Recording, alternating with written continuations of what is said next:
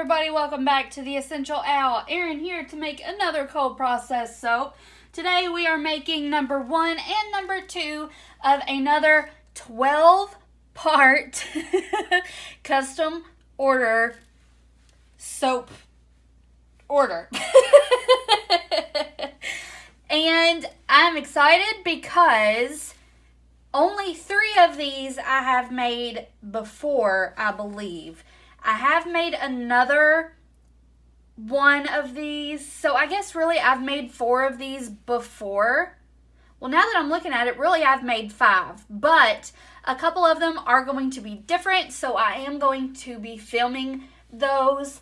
There is one that is peppermint stick that is going to be the same as the peppermint soap in the Christmas batch. The customer did order this out of season.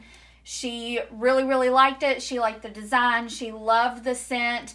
And people buy peppermint year-round despite it being fairly prominent just around Christmas time. So I won't be filming that one. I will also be making another honeysuckle soap, and I will not be filming that one either because I have recently filmed that as well. Now, the soap we're making today is a new one.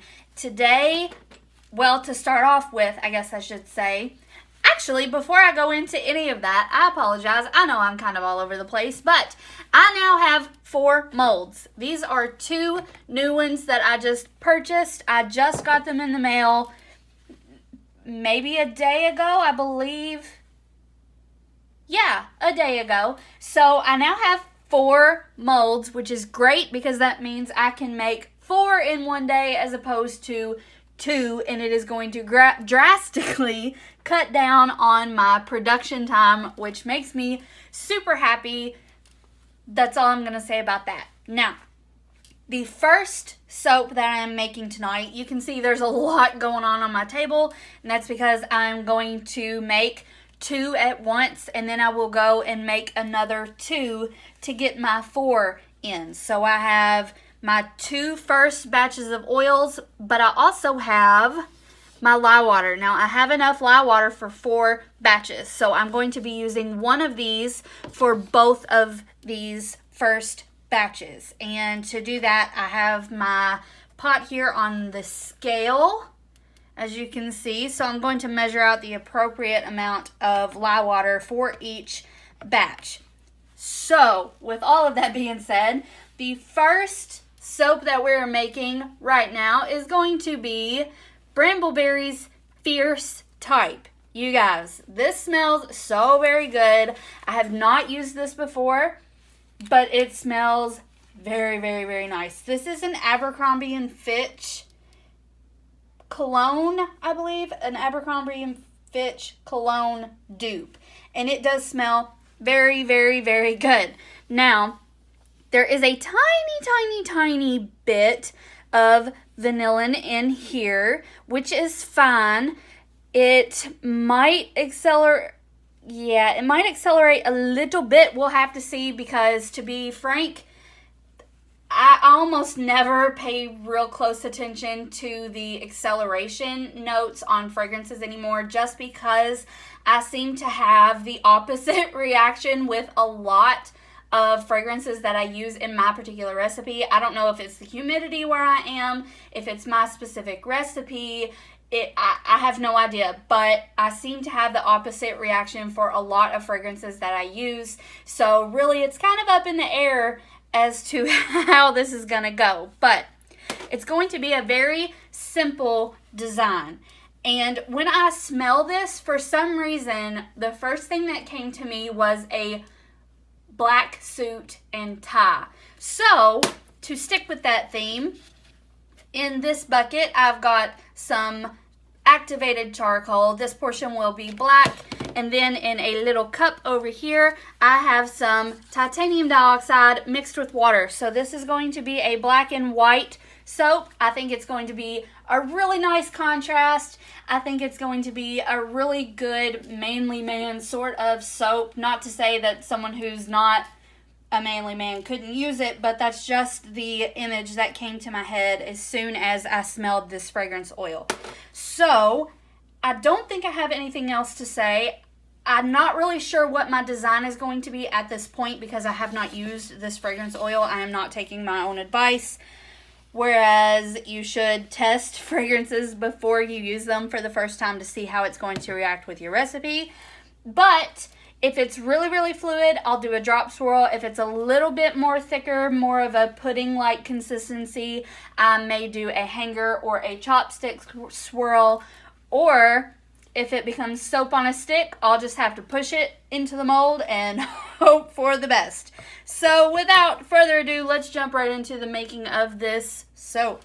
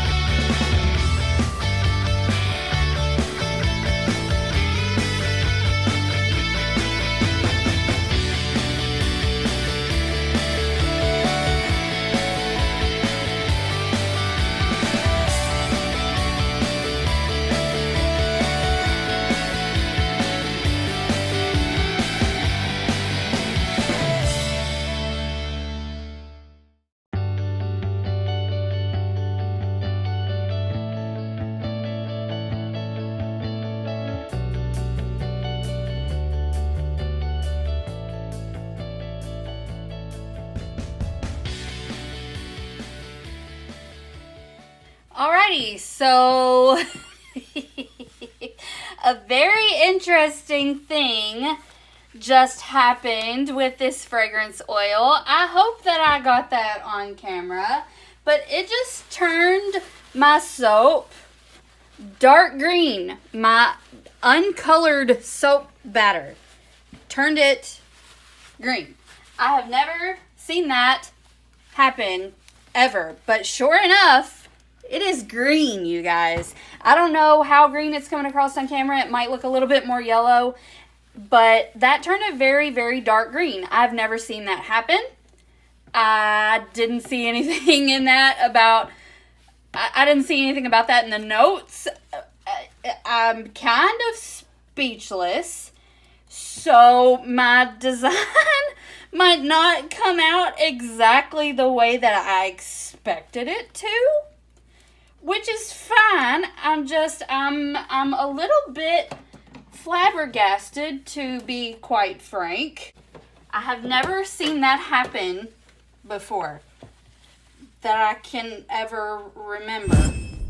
Hello everybody, Erin here. I apologize for the terrible lighting, but I just wanted to pop in and say, upon going back and reviewing the fragrance notes on Brambleberry's site, they do say that this fragrance will turn your batter a crazy green color when it's first added.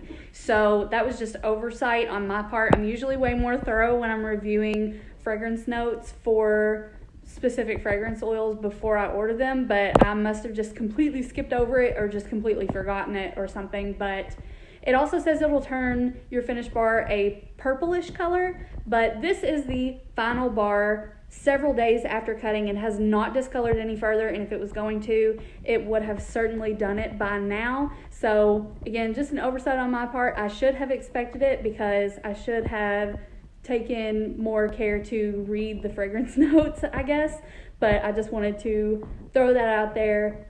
Expect it, they note it, and that's all.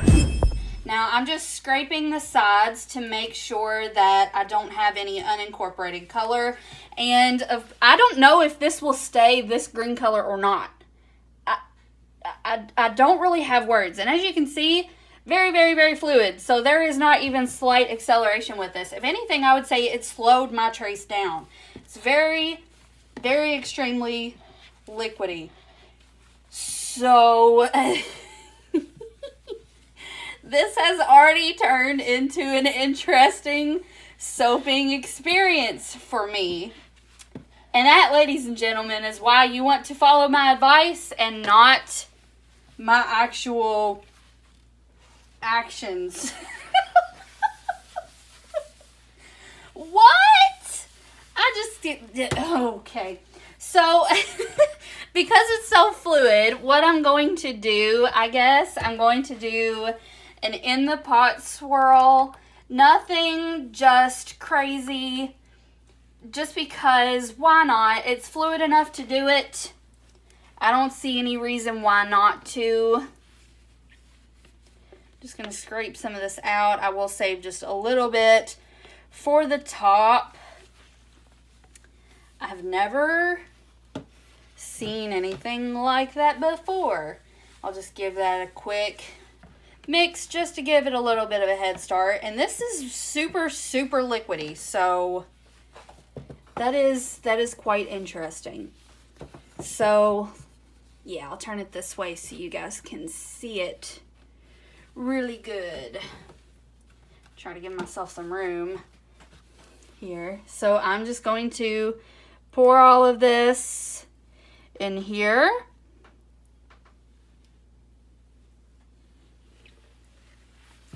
And who knows, maybe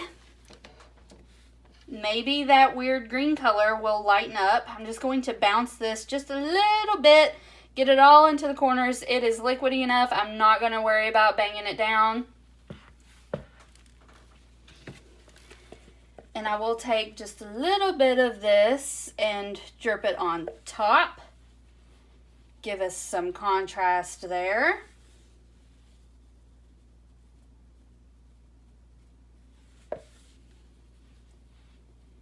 So, yeah, interesting soaping day already, and we're only at number 1. Comment down below. Have you ever had that happen to you before, my fellow soapers? Why? Oh, it's fine. It really is fine. When I say that it's fine, I really do mean it. I'm just flabbergasted. I've never seen a clear, that fragrance oil was totally clear. It had no color to it whatsoever. No green tint, no yellow tint, no orange tint, nothing like that. That was completely and totally unexpected. Completely and totally unexpected. All right. So what I'm going to do now is I'm going to take a pipette. Going to clean it off just a little bit here because I used it to swirl a soap the other day. And I'm just going to do some light swirls on top. No rhyme or reason. And I'm going to try to not over swirl because I can be really bad about that. I just want to make sure all those black drizzles are swirled in. Apologize if I'm blocking the camera. Kind of a haphazard swirl. I want it to be sort of chaotic and have no real rhyme or reason to it. All right. Seems good to me. And actually, I'm not even going to bang this down. I'm going to leave that the way that it is. And I am going to take my remainder. I have a new silicone mold that I have tried out. I'm not quite sure how I feel about it yet. It is in the shape of a dragon egg. And I made a pine tar soap the other day for a return customer, and it gave me this. It's a good size. It feels nice in the hand. I bought it just because, you guys. But you see this texture here along the bottom? How it's not really scaly. I apologize for shaking the camera and trying to get it to focus. But see how it goes from the scales to this bumpy texture along the bottom? That is not anything that I did, and I would be the first to admit it if it was, but it is not. It is not anything that I did. That is the texture inside of the mold. The pictures on Etsy where I purchased the mold do not look like that. And you have to expect a little bit of inconsistency with handmade products. But I'm not really too happy about that at this point. Now, I may get over it and just decide that, well, that just makes it more unique. But at the same time, I was expecting pretty much what I saw in the pictures. Maybe that was wrong of me to expect that of a handmade product, because to be honest, I also make handmade products and they don't always come out perfect. And I wouldn't want someone to expect a perfect, high production, lush sort of bar of soap from me and also withhold someone to a higher standard that also does handmade products. So I'm still sort of filling it out and deciding what to do, I guess, about it. Not that I'm going to do something about it. I don't want that to sound wrong. But it also, I'm just not sure at this point, you guys. Tell me what you think down in the comments below. Am I being a little bit, I don't know, am I being too harsh? I'd really like to know, because I do feel very conflicted about it. So any wise words on the topic are greatly appreciated. I don't really have any black in here that I can scrape out to sort of top this off with. And that's okay. So I'm just going to tap that down on my palm a little bit just to get it to even out. It doesn't have to reach the top. That's fine. And set that to the side. Gather all of my dirty dishes together. Set this up here for now. And let me get these gloves off and I will bring you all in for a close-up. Okay, everybody, so this is what we've got going for us. You know, it's not what I expected. There is a definite yellowish green tint. It's not coming across quite as green on the camera as it is in real life, but it definitely has a green tint to it. Maybe it will lighten back up to white. That's entirely possible. I have seen stranger things, truth be told. But you guys, I really like this. Even if it doesn't lighten back up to that white that I was expecting, I am totally fine with how this looks. I think it looks really good. The texture is wonderful. I love that swirl, and it smells amazing. So I am very happy with how this turned out, regardless of that really weird color situation that happened. So you all will have to let me know what you think down in the comments below. That's all that I have for this portion of the video. I will see you all for the cut. Alright, everybody, we are back to cut the next day. This is the Fierce type soap that we made yesterday. As you can see, this did not turn white. It stayed this weird yellowy green color, which is fine. It's not what I had in mind, but I still think the soap is going to be stunning. Here is the outside. You can see that wonderful swirl. Wonderful swirl. This side, to me, looks like wood grain. I think it turned out very, very nice. And of course, there is that pretty top. I love the top. I think it's very stormy and broody, and it smells wonderful. So I'm pretty happy with it, regardless of the fact that it didn't turn out the way that I had planned for it to. I don't think I could have planned for that if I had tried without testing it at first, at least. So let's go ahead and cut right into this bad boy and see what we've got. Alright, so there is the back, and then there is the inside. Holy cow. Wow. Okay, I really like how this turned out. I don't understand what made it so chaotic, but I'm living for it. There is a little bit of charcoal right there that's not entirely mixed in. That's completely my fault, but it's not that big of a deal. But wow, I really, really like this, you guys. There's the top. Stunning, if you ask me. I may be just a little bit biased, you know, but I do think that this one turned out very, very nice. I'm excited to see if it's that chaotic and crazy all throughout the inside of the soap. I really hope that it is. So there is one side. And then the other. And the top.